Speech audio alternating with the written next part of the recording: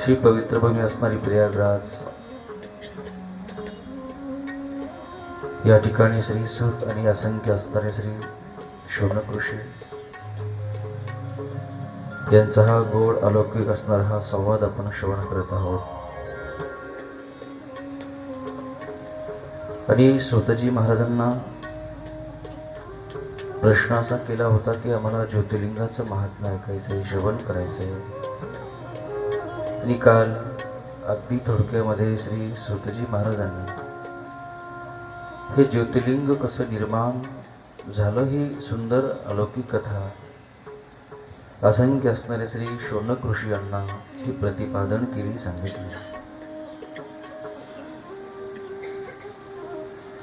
कालची कथा काय आदर्श घेऊन गेली, काय मार्गदर्शन देऊन गेली, याचा थोडा आपण विचार करायला पाहिजे. काल श्री ब्रह्मदेव आणि भगवान विष्णू यांच्या अहंकारामुळे, दोघांच्याही अहंकारामुळे बोलण्यातून वाद वाढला, युद्धाला प्रारंभ झाले. आणि त्यानंतर ज्यावेळेस भगवान विष्णू आणि ब्रह्मदेव यांनी दोघांनीही एक महान अस्त्र निर्माण केले आणि अस्त्र ज्यावेळेस एकमेकावर सोडायची माईबाप, त्यावेळेस भगवान सदाशिव एक अग्निस्तंभ रूपामध्ये प्रगट झाले होते. तो अग्निस्तंभ एवढा विशाल होता माईबाप की त्या अग्निस्तंभाचा अंत मात्र त्रिभुवनाला सुद्धा कळाला नाही. ब्रह्मदेवानं खूप प्रयत्न केले अग्निस्तंभाचा अंत पाहण्याकरता, पण ब्रह्मदेवाला सुद्धा अग्निस्तंभाचा अंत नाही कळाला. त्यानंतर भगवान विष्णूनं सुद्धा सुपराचं रूप घेतलं आणि पाताळामध्ये गेले. त्यांना सुद्धा अग्निस्तंभाचा अंत नाही कळाला. मायबाप, ब्रह्मदेवानं काल फार असत्यपणा, खोटेपणा केल्यामुळे अधर्माची वागणूक ही भगवान शंकर आणि ब्रह्मदेवाची पाहिल्यानंतर त्या अग्निस्तंभातून माझ्या भोलेनाथानं एक अलौकिक अवतार धारण केला. आणि हा अवतार एवढा अलौकिक होता, विलक्षण होता. या त्रिभुवनाला काल या वादाच्या निमित्ताने सर्वांना दर्शन झालं होतं. आणि त्यानंतर भगवान महेश्वरानं, महादेवानं काही शासन सुद्धा ब्रह्मदेवाला केलं होतं. आणि त्यानंतर भगवान भोलेनाथ या ज्योतिर्लिंगाविषयी काय माहिती सांगतात, हे ज्योतिर्लिंग का मी प्रगट केलं,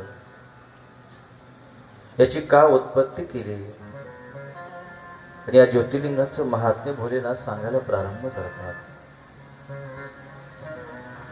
पण काल जो वाद निर्माण झाला,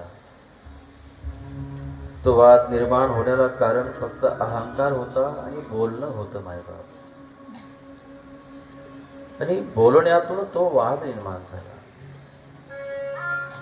हे चरित्र आपल्याला एकच सांगतंय मायबाप, लक्षपूर्वक ऐका. माणसानं कधीही बोलत असताना शब्दाचा उच्चार हा व्यवस्थितपणे केला पाहिजे, जेणेकरून आपल्या बोलण्यानं, आपल्या शब्दानं कोणाच्या हृदयाला आघात पोचता कामा नाही. शब्द हे ब्रह्म सांगितले मायबाप, शब्द हे अमृत सांगितले गेले. शब्दानं प्रत्येकाच्या हृदयावर राज सुद्धा मिळवता येतो. शब्द हे महान शस्त्र आहे. शब्द हे अनेकाचा संसार उभाही करतात आणि शब्द अनेकाचा संसार उद्ध्वस्तही करतात. तुम्ही शब्दाचा वापर कशा पद्धतीनं करताय हे महत्वाचं आहे. महाभारत घडलं शब्दामुळे मायबाप. शब्दामुळे अनेक घटना घडल्या गेल्या. शब्द हे अत्यंत महत्वाचे.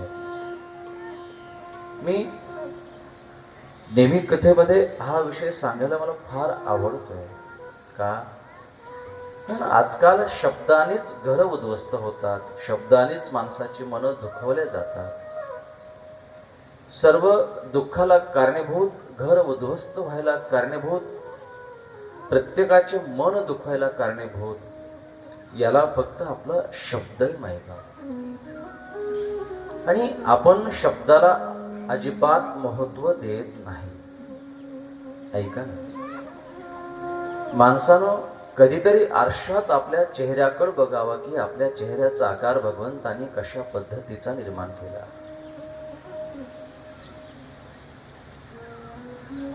ज्यावेळेस तुम्ही आरशात पाहाल ना, त्यावेळेस तुमच्या ओठाचा आकार हा धनुष्यबाणासारखा दिसतो. बघा, कधीतरी माणसानं आरशात पाहिलं पाहिजे. तुम्ही दररोजच पाहताय, पण निरीक्षण करावं, अभ्यास करावा. आपल्या ओठाचा आकार जो आहे ना, तो धनुष्यबाणासारखा आहे की नाही? हा धनुष्यबाणासारखा आकार हा आपल्या ओठाचा आहे माझ्या. आणि या ओठरूपी धनुष्यातून सुटणारे जे शब्दरूपी जे बाण असतात ना, हे महान आघात करणारे असतात, महान आघात करणारे असतात. या ओठरूपी या बाणातून मायबाप जे शब्दरूपी सुटणारे जे बाण आहेत ओठरूपी धनुष्यातून, हे अनेकाचा संसार उद्ध्वस्त करतात, विनाश करतात. आणि हा जो शब्दरूपी बाण आहे ना मायबाप, एवढा विखारी, एवढा विषारी, आणि या शब्दरूपी बाणामध्ये एवढी महान शक्ती आहे. कदाचित ते ब्रह्म अस्त्र परवडलं. कारण जगामध्ये ब्रह्मास्त्राच्या पुढे एकही अस्त्र निर्माण झालेलं नाही. एवढं महान आघात असणार, हे महान शस्त्र असणार हे ब्रह्मास्त्र आहे. मायबाप, ब्रह्मास्त्र सोडल्यानंतर, त्याचा आघात झाल्यानंतर मनुष्य जळून खाक होईल एकदाच. ऐकताय ना तुम्ही? ब्रह्मास्त्र सोडल्यानंतर मनुष्य खाक होईल एकदाच, एकदाच. पण हे शब्दरूपी जे धनुष्य, ज्या ओठरूपी धनुष्यातून सुटणारे जे शब्दरूपी बाण आहेत ना मायबाप, ब्रह्मास्त्र परवडलं. एवढे हे शब्दरूपी बाण एवढे महान विघातक आहे की माणसाला हे मरूही देत नाही आणि माणसाला हे जगूही देत नाही. आयुष्यभर जाळतात, आयुष्यभर जाळतात, आयुष्यभर जाळतात. माणसं बोलून जातात ना की अरे, मारल्याला ओळ हा बुजून जातो, पण बोललेले शब्द मात्र विसरत नाहीये माणसं. ते नाही बुजत नाही बाबा. आयुष्यभर बोललेले शब्द लक्षात राहत असतात. हे शब्द अत्यंत महत्वाचे आहेत. माणसानं शब्द हे ब्रह्म म्हटलं गेलं माहिती. याचा जपून वापर करा, विनाकारण वापर करू नका. शक्य असेल तेवढंच बोलावं. विनाकारण कधीही या वाणीचा उपयोग विनाकारण कधी करायचं नाही, हे शास्त्र सांगतंय, येशू महापुराण सांगतंय. आणि शक्यतो माणसाने जेवढं कमी बोलता येईल तेवढं कमी बोलावं. कमी बोलणारी माणसं या जगाला आवडतात, पण विनाकारण बडबड करणारी माणसं मात्र कोणाला आवडत नाही. बघा ना तुम्ही, जी माणसं जास्त विनाकारण बडबड करतात ना, एवढी बडबड करू नये समोरचे उदास होतील, नाराज होतील, बोर होतील. माहिती, एवढं बडबड करू नये, एवढं बोलू नये की आपल्याला पाहताच त्याने दुसरा रस्ता धरावा. नाही बाबा, ते बडबड आलं, चला आपण निघून जाऊ. एवढं नाही बोलू. ही दिव्यता भगवंताने वाणीची आपल्याकडे दिली मायबा. शब्दाचा वापर हा जपून करा. विनाकारण कधीही बोलायचं नसतं, कमी बोलावं. आणि ज्यांची आपण कथा ऐकतोय ना, श्रवण करतोय ना, तो भोलेनाथ महादेव शंभो, त्या भोलेनाथांना जो कमी बोलतोय ना, ती व्यक्ती देवाला फार आवडते माहिती. भोलेनाथांचं ज्यावेळेस आपण प्रत्येक प्रतिमा पाहतो ना, ती मौन मध्ये आहे, ध्यानस्थ आहे. कुठे तुम्ही प्रतिमा पहा, फोटो पहा, मग भोलेनाथ ध्यानस्थ आहे, समाधीस्थ आहे माहिती. देवाला जास्त बोलणारी माणसं आवडत नाही. कमी बोलावं, कमी बोलावं. या वाणीचा वापर जेवढा कमी करता येईल, योग्य करता येईल तेवढा करावा. आपल्या ओठातून असे शब्द निघता कामा नये की एखाद्याच्या हृदयाला त्रास होईल, दुःख होईल. एवढं वापरू नये मायबाप, एवढं बोलू नये. शब्दची आम्हा हा काय आम्हा घरी धन,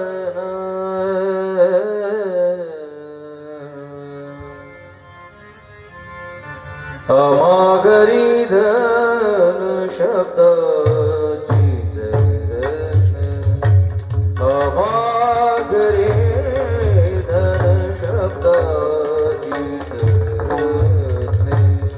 आम्हा घरी धन शब्दाची जरण,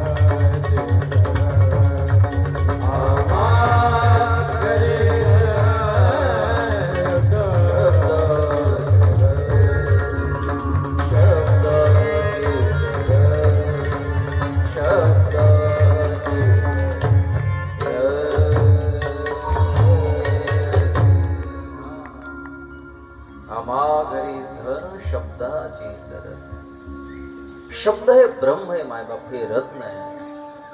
माणसाने जपून वापरावं, जपून बोलावं, याचं ध्यान ठेवावं, भानावर राहावं.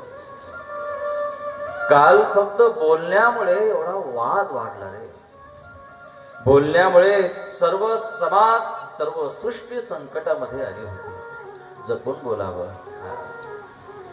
काल भोलेनाथ प्रगट झाल्यानंतर ब्रह्मदेवाचं हे बोलणं, हे वागणं, धर्माविरुद्ध वागणं, हे देवादिदेव महादेवाला सहन नाही झालं.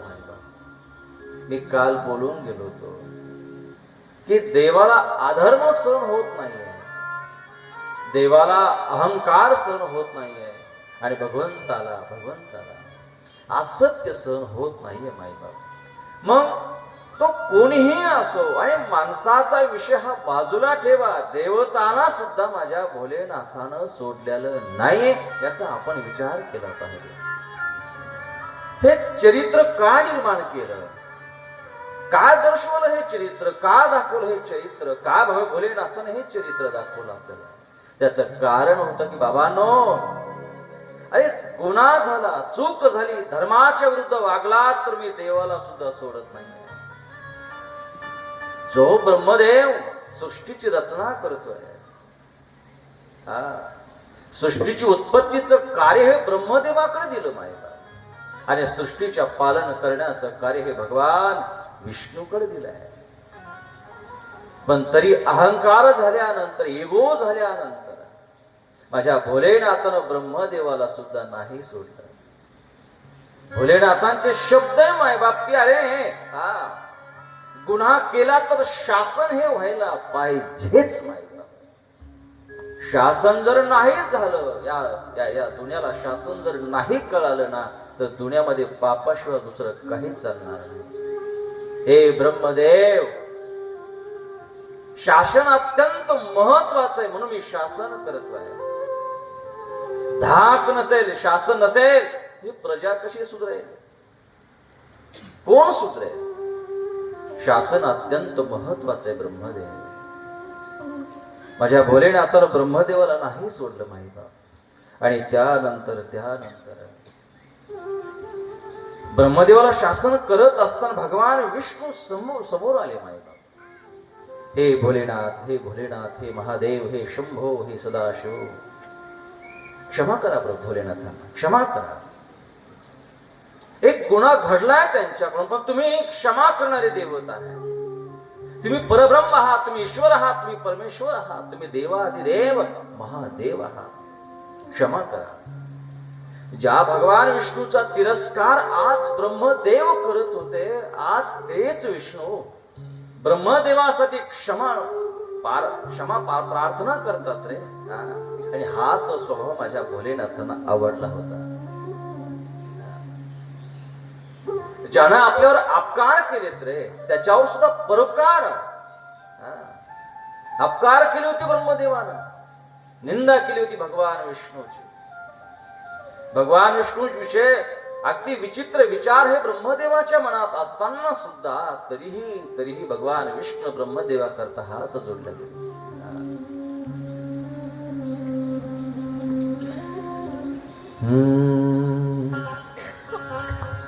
अगर नाथ देखोगे अवगुण हमारे, अगर नाथ देखोगे अवगुण हमारे, अगर नाथ देखोगे अवगुण हमारे, अगर नाथ देखोगे अवगुण हमारे, अगर नाथ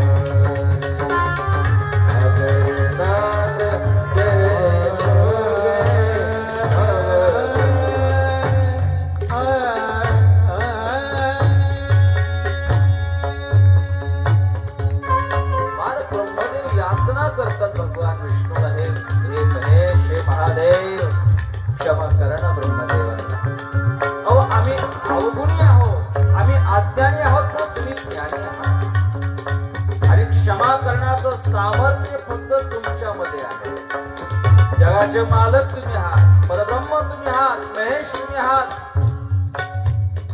हे महादेव, हे महादेव, क्षमा करा ब्रह्मदेवाला. तुमच्यासारखा उदार देवता या सृष्टीमध्ये कोणी नाहीये. हे महेश, हे ब्रह्मदेव, हे भोलेनाथ.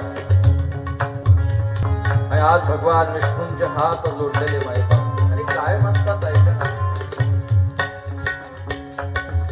पतित को पावन करते कृपा निधी.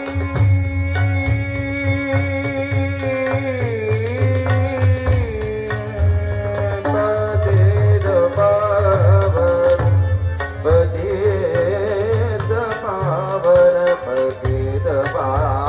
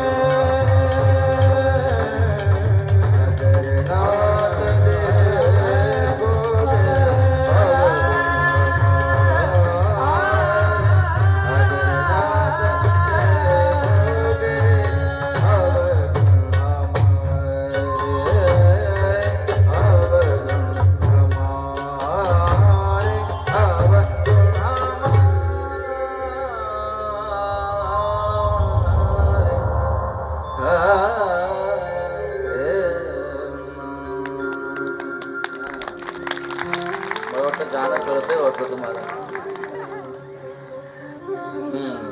गाणं कळल्याशिवाय माणूस टाळी वाजवत नाही.